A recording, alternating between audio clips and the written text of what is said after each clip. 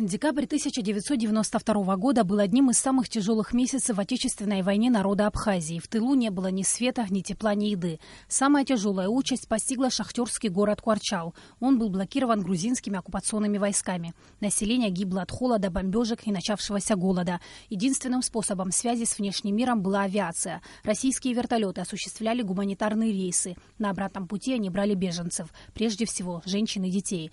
Те, кто остался, считали сумевших попасть в вертолет счастливыми людьми. Но в один день все изменилось. Через некоторое время после взлета был слышен шум от взрыва. Ракета «Земля-воздух» поразила тот самый вертолет.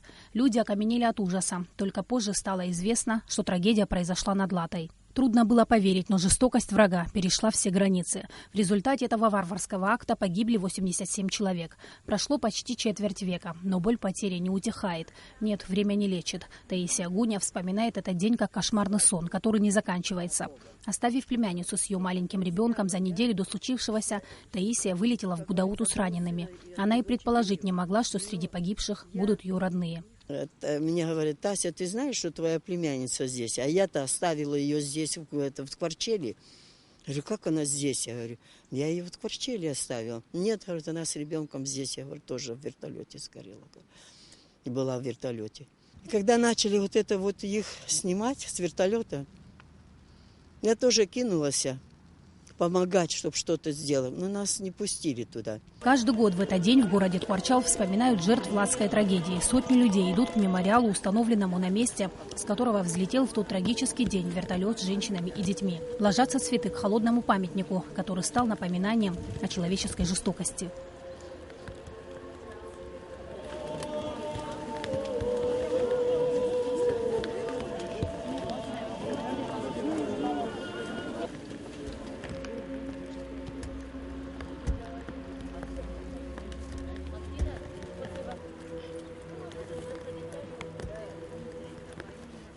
В митинге памяти жертв трагедии приняли участие как жители города-героя Куарчал, так и депутаты парламента, представители Министерства обороны, руководство района, студенты, школьники и общественность. Дети держали фотографии погибших в вертолете.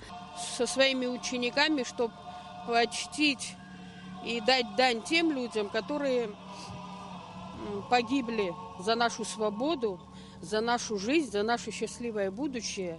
И чтобы мы никогда не забывали тех детей, которые, не родившись, попрощались со своей жизнью. И чтобы мы никогда не забывали тот страшный день, 14 декабря. Такое нельзя забывать, а произошедшие трагедии обязательно должно знать подрастающее поколение. Именно поэтому такие памятные акции имеют большое значение. Сима Аргун, Асмат Шакай, Михаил Братухин, Абхазское телевидение.